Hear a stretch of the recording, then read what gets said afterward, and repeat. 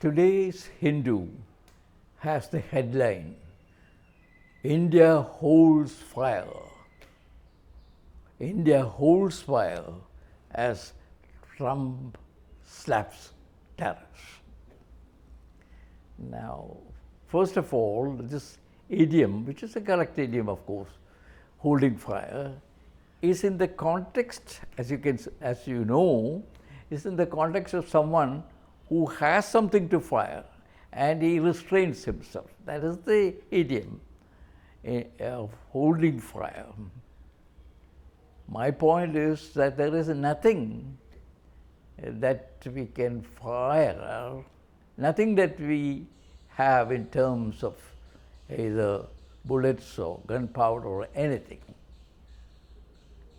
And that's going to be the evident point in this video, that really there is nothing for us to fire, and therefore really nothing to hold fire.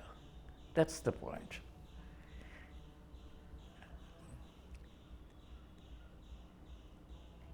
Let me get to a very basic thing, and that is that for India, the number one trading trading partner is America. The number one trading partner. And you know which country comes second as a partner? China. So this is what international trade is. Now for America, when they look at it, the number one trading partner or partners, because they are all coming together in terms of numbers, the number one trading partners, if you like, all bracketed together, are China, Canada, and Mexico. You got to know this thing because of the significance of partner. We are partners. That is the point. We are, for America, we are about number 10, among all the countries as partners in trading. Now, let's get back to that point from India's perspective. For India,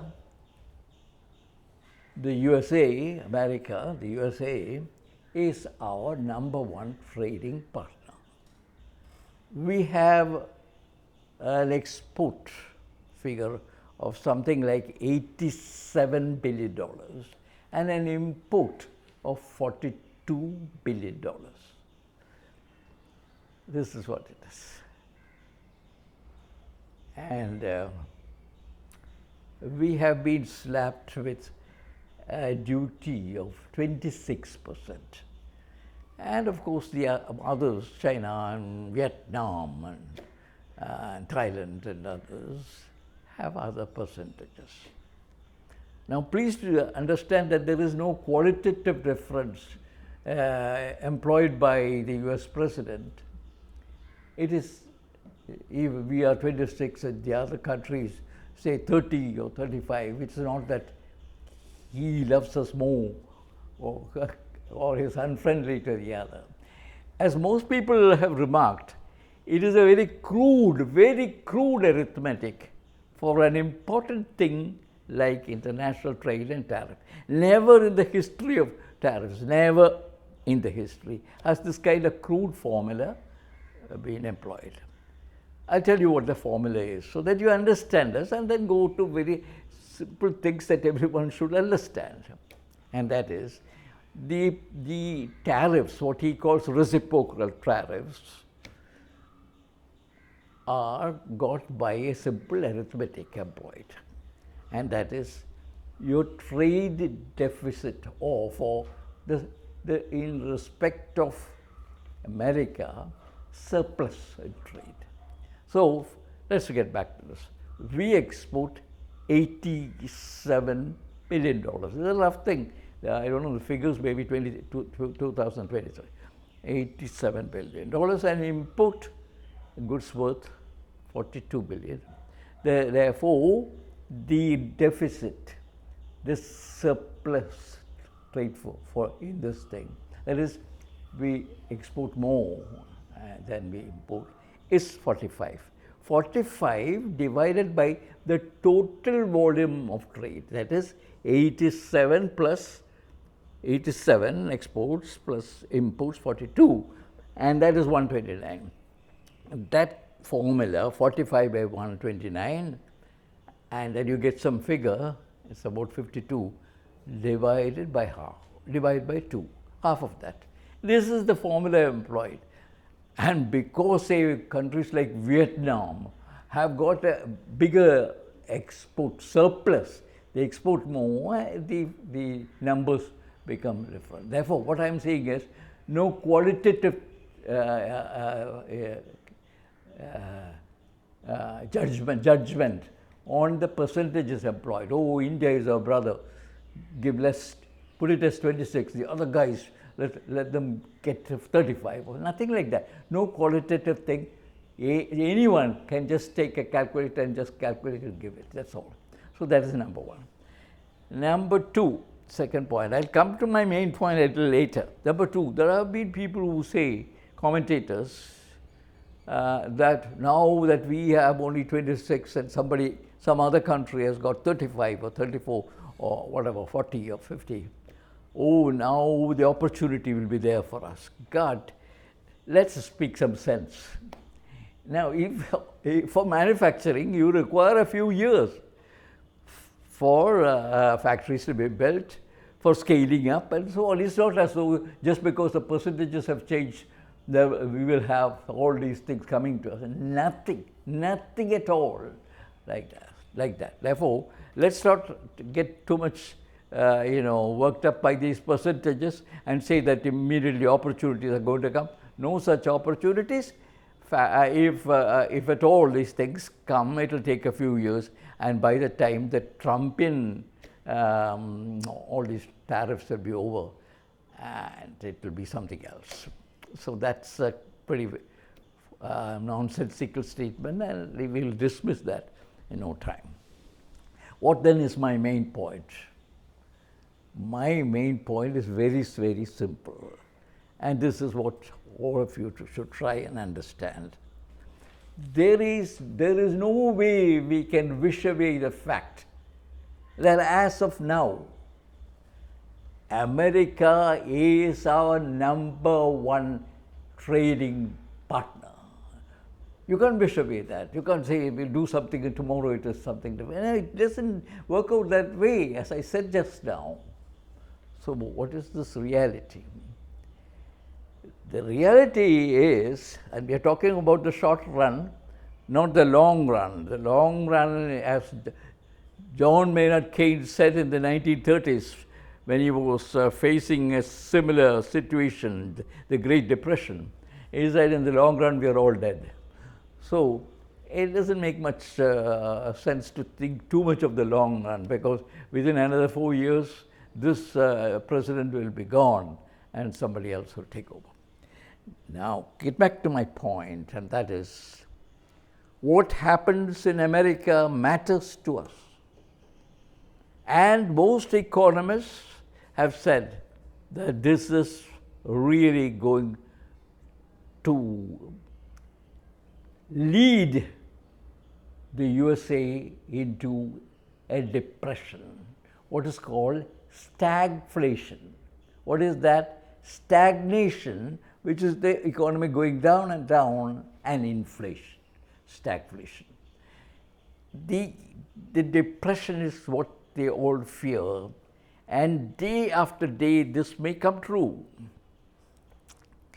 God forbid, if this comes true, it is not only for us, for that what happens is to our number one trading partner. It is for the whole world, because we will be into the Great Depression number 2. These are early days, but those who can read what's happening or what's going to come will see that the first to be hit is the American economy. Consumers are going to be hit. They're going to be having prices go up. And there will be loss of confidence. Everything is going to happen in the next couple of months. The markets, which are always an indicator of things to come, because investors are clever people. They know which way things are going. The markets have shown that all the markets, the Dow Jones, the Nasdaq, everything are down and down, and they're still going down. Well, the USA is in for a depression, as most people, most economists and analysts have predicted. Most of them are Americans and British, none of them Indian. So believe it, they don't want that, but that's going to happen. That may happen. If that happens, just imagine if investment goes down, if factories are closed because there is no demand. All the things that happened in the 1930s, all our IT and everything will lose its purpose. There will be millions of job losses. This is maybe a scary scenario, but it is not only confined to us. What Trump has done is an attack on the whole trade system. A whole system which has existed has been attacked, and therefore the whole thing is shaken up. And if this happens, and we will know about the depression and all those things, indicators will come within a month or two, then it will affect India in a very, very, very significant degree. There will be pain, and there will be pain not only confined to India. There will be pain all over the world. You think China will escape? No, their growth will slow down. It is another matter that they have some strengths, and in their countermeasures they will show that if this continues, there will be great pain for the US economy. But please understand that every country is going to have pain, big pain, job losses, stagnation, and inflation. All these things are going to come. I'm not going to go into details, because my point is simple. The US economy is the biggest economy, and God forbid if it goes into what could be called a depression, and then all the stagflation and all that, a repeat of the 1930s Great Depression, then the whole world is going into a depression. And we are going to be a part of it. That's my reading. Let's see how things work out. But to my mind, there is no escape from these things at all. What then, the future? Before complaining for his Florida holiday, after having shaken up or attacked the whole trade system, the whole trade system of the world, Trump smiled and waved and said, well, I have put the highest tariff in history. Maybe people will start thinking and negotiating. So, even the Chinese have left the door open. It cannot be all-out war. It can never be. To show that they have and that they are ready for countermeasures is one thing. To go for all-out war means a loss for everybody. All will be losers. Therefore, even China, which among all the countries of the world has the greatest strengths to withstand these types of economic war, even they wouldn't want a war. If there is any country which has benefited a lot by this trade system, it is China. No doubt, USA has also benefited. There is no doubt that this whole trade system has helped a lot of countries. For India, if all this happens, it may be the opportunity for a new beginning for all our trade policy, all the high export duties have been made to protect certain business houses. They have been, the general thing is that it is all for the protection of Indian business, but who is behind Indian business? The Tatas and all the top people in business. So, this protection of the protective wall, this not allowing too much of imports, not allowing too much of imports, putting up tariff walls, that has been helping those people who control, a few who control business. Now it is therefore perhaps an opportunity, not immediately, these are not immediate things, to view this thing and see whether we could get back to the economic reforms of the 1990s of Manmohan Singh.